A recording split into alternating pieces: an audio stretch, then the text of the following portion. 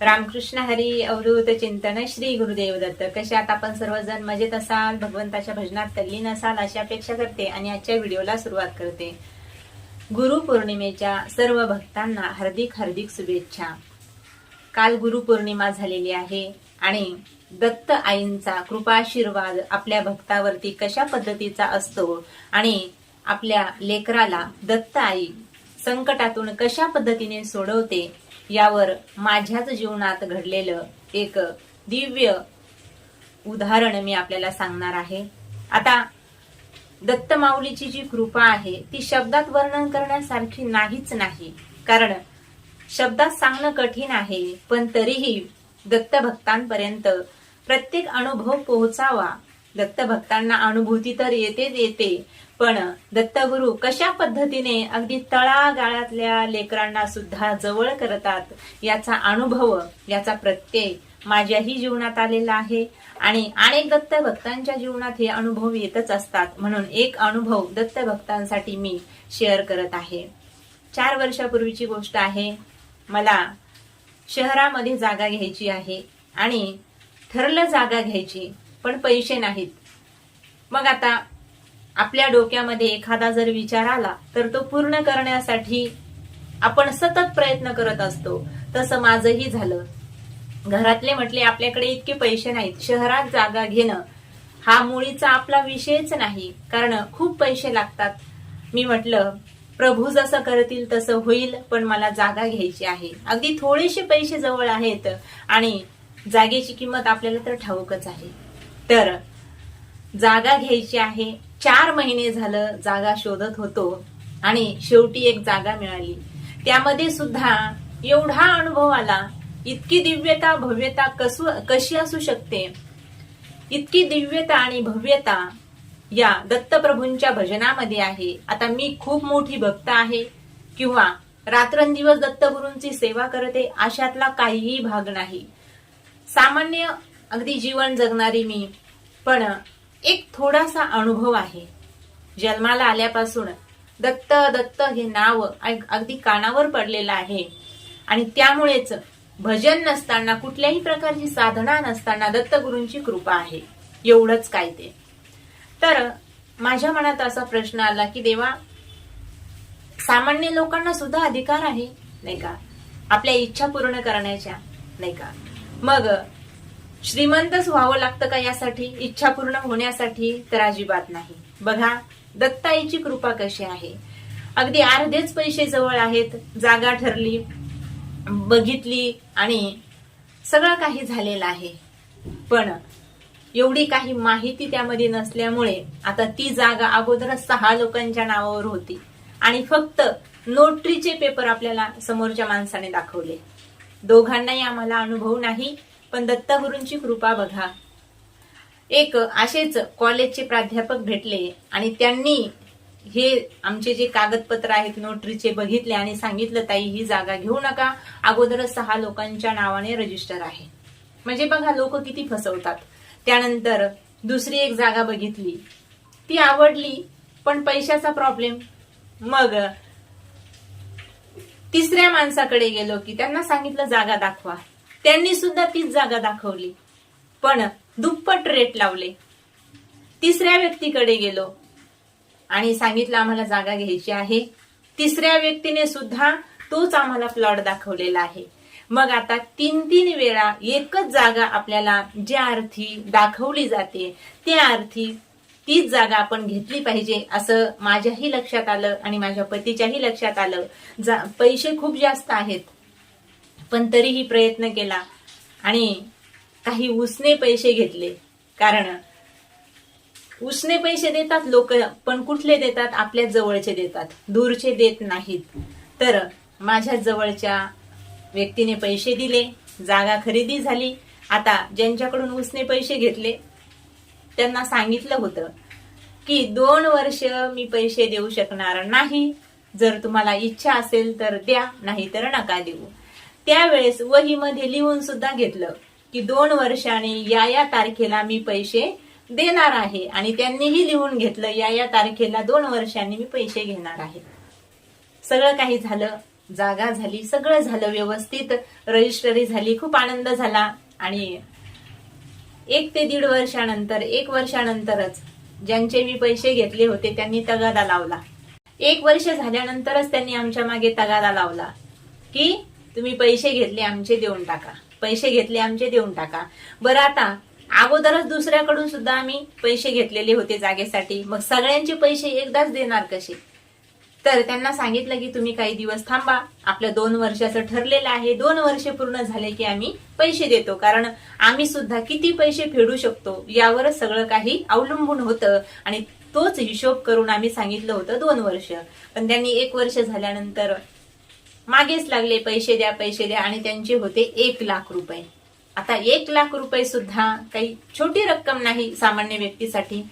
म्हटलं तुम्ही ठरल्याप्रमाणे 2 वर्षांनी पैसे घ्या, तोपर्यंत आमच्याकडे पैसे जमा होतील. तर समोरची व्यक्ती म्हणू लागली तुम्हाला जर पैसे द्यायचे नसतील, म्हणजे बघा जवळचाही नातेवाईक असला, अगदी रक्ताचा नातेवाईक असला, पण पैसा कसा डोकं बिघडवतो पहा. आणि या पैशाने काय होतंय, जवळ असलेली माणसं सुद्धा दूर जात आहेत.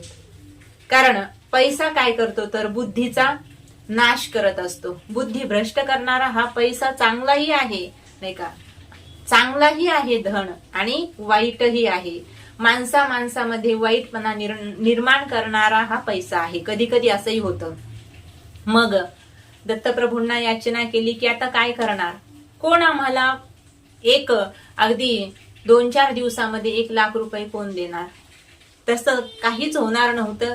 कारण सगळ्यांना माहित होतं यांच्यावर अगोदरच कर्ज आहे, यांना जर पैसे दिले तर ते परत भेटणार नाही.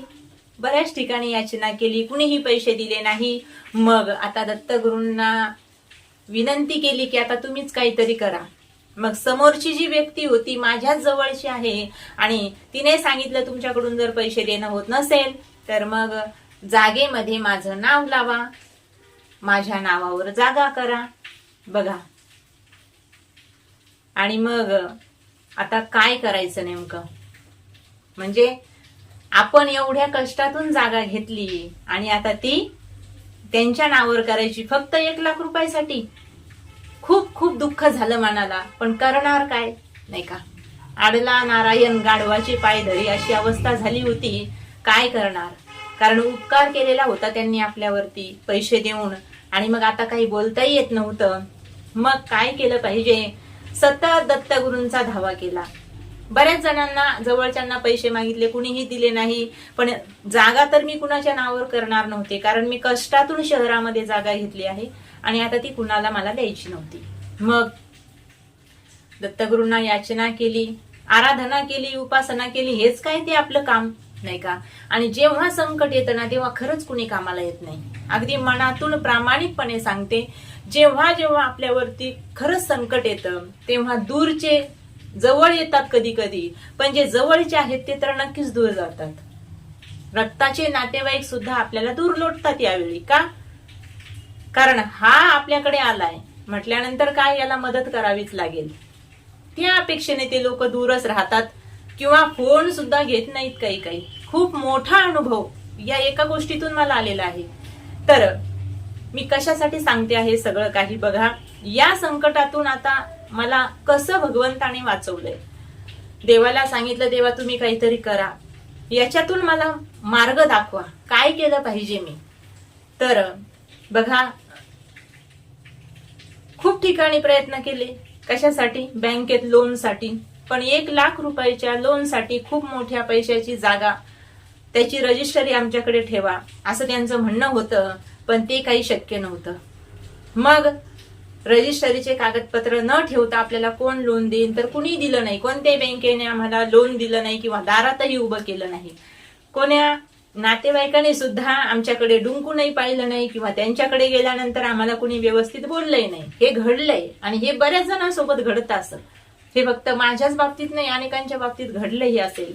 पण माझ्या बाबतीत हे सगळं पहिल्यांदा होतं. हे सगळं पहिल्यांदा अनुभवत होते आणि खूप रडायला यायचं. काय केलं पाहिजे? आणि मग त्यावेळेस समजलं हा कलियुगाचा जो वारा आहे तो असाच आहे. आतापर्यंत आपल्याला समजला नाही. का नाही समजला? भगवंताची कृपा आपल्यावर आहे. जरी आपण सामान्य घरातला असलो तरी सुद्धा भगवंताने आजपर्यंत कशाची कमतरता पडू दिली नाही. पण आता खूप मोठं पाऊल उचललेलं आहे, नाही का. प्लॉट घेणं म्हणजे खूप मोठं झालं आणि तेही शहरात घेणं म्हणजे खूप मोठी गोष्ट झाली. मग त्यामुळे थोडासा आता त्रास सहन करावा लागणार होता. पण असं झालं, खूप प्रयत्न केले, नाही जमलं. मग माझ्याकडे कीर्तनाचे 50,000 रुपये जमा झालेले होते आणि पैशावाल्यांनी तर तगादा लावलेला होता. त्यांना सांगितलं, नाही का, मे महिना जाऊ द्या, मी तुमचे पैसे देते. तरीही नाही, त्यांनी ऐकलंच नाही. आणि मग भगवंताला याचना केली की देवा काहीतरी कर. आणि बघा, आमचे ते रक्ताचे नाहीत, कुणीच नाही, फक्त ओळखीचे एक महाराज आहेत. रात्री 1 वाजता ते एका ठिकाणावरून कीर्तनावरून आमच्या घरी आले. अगदी माझे वडील गेल्यापासून त्यांनी मला अगदी मुलीप्रमाणेच जीव लावलेला आहे. माझ्या वडिलांसारखे आहेत ते. आणि रात्री आले, यांना म्हणू लागले, जावई आम्हाला तुमच्या घरी यायचं आहे. तर म्हटलं या, काही हरकत नाही. मग ते आल्यानंतर त्यांना आता लगेचच आल्यानंतर ते झोपणार नव्हते. थोडा वेळ गप्पा गोष्टी झाल्या, तेव्हा मी विषय काढला की, आणि त्यांनाही माहित होतं की यांनी जागा वगैरे घेतलेली आहे. मग महाराज म्हटले काहीच काळजी करू नका. बघा, देव कुणाच्या रूपात येईल आणि आपल्याला मदत करेल सांगता येत नाही. माझ्याकडे आता सध्या 1 लाख नाहीत, पण 80,000 रुपये आहेत. तुम्ही घेऊ शकता. आणि तुमचा माझ्यावर विश्वास आहे तसा माझाही तुमच्यावर विश्वास आहे का तुम्ही पैसे द्याल. म्हटलं महाराज, आजपर्यंत आम्हाला इतके पैसे कुणीही दिले नाही आणि आम्ही सुद्धा घेतले नाही. आमचे रजिस्टरीचे पेपर तुमच्याकडे ठेवा आणि नंतर तुम्ही पैसे द्या. महाराज म्हटले त्याची काहीच गरज नाही. आणि बघा, 80,000 रुपये महाराजांनी त्यांच्याकडे होते लगेचच देऊन टाकले. आणि मग 20,000 रुपये शिल्लक होते, तर माझ्याकडे जमा झालेलेच होते काही, तर त्यातून मी ते मॅनेज केलं आणि 1 लाख रुपये समोरच्या व्यक्तीला 2 वर्षाची मुदत असताना 1 वर्षामध्ये देऊन टाकले. पण तरी त्यांची अपेक्षा संपली नाही. म्हटले याच्यावर आणखी 20-30,000 रुपये आम्हाला व्याज हवा आहे. आता व्याजाचं काही बोलणं झालंच नव्हतं. मग मात्र माझा अगदी समतोल ढळला आणि सांगितलं की काय पैशासाठी चाललंय, नाही का.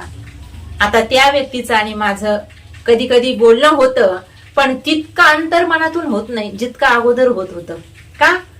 ज्यावेळी संकट होतं, त्यावेळी अडचण होती, त्यावेळी यांनी माणुसकी धर्म दाखवला नाही, मानवता धर्म दाखवला नाही. मग काय कामाचे रक्ताचे नाते, जवळचे नाते सांगा तुम्ही. महाराजांनी, आता ते महाराज माझे दत्तगुरूच होते असं म्हणायला काहीच हरकत नाही. कारण एवढे आम्ही सगळ्यांच्या घरी गेलो होतो, सगळ्यांना कॉल केले होते, पण कुणीही मदत केली नाही. आणि अचानक घरी येऊन 80,000 रुपये देणं हे काही सामान्य गोष्ट नाही. हे फक्त कोण करू शकतो, तर दत्ताईच करू शकते. आपल्या लेकराला संकटातून सोडवण्यासाठी दत्ताई कोणत्याही रूपाने येते आणि कोणत्याही रूपाने दर्शन देते बघा. आणि त्यानंतर महाराजांचे सुद्धा पैसे थोड्याच दिवसामध्ये आम्ही परत केले. त्यांनाही व्याज देऊ लागलो, पण त्यांनी व्याज घेतलं नाही. पहा, मला सांगायचंय काय, आपल्याला वाटतं की आपण देवाची भक्ती करतो म्हणजे देवावर उपकार करतो, असं काहीच नाही. ज्या ज्या वेळी तुमच्यावर संकट येईल त्या त्यावेळी भगवंत तुमच्या अगदी हाकेला धावून येत असतो. फक्त तेवढी निष्ठा असली पाहिजे, निष्ठा निष्ठी नसली पाहिजे. आपल्याकडे परमार्थामध्ये निष्ठा निष्ठी असते म्हणून देव येत नाही. देव येतो, आजही तो आपला ऐकतो, आजही आपल्या भक्तांना संकटातून वर काढतो. पण नाही आपल्याकडून रोज भजन होत. कमीत कमी जे आपण भजन करू ना, एखाद्या वेळी का होईना दिवसभरातून त्याचं नाव घेऊ, तर ते अगदी अंतकरणातून जर घेतलं, ती हाक त्याच्यापर्यंत जाऊन पोहोचते. आणि हा भगवान परमात्मा आपल्याला मदत केल्याशिवाय राहत नाही.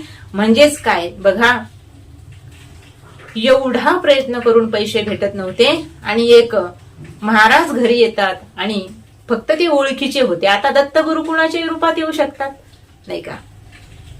आणि त्यांनी आम्हाला पैसे दिले, आमची सगळी अडचण मिटली. 2 महिन्यानंतर महाराजांचे पैसे परत केले.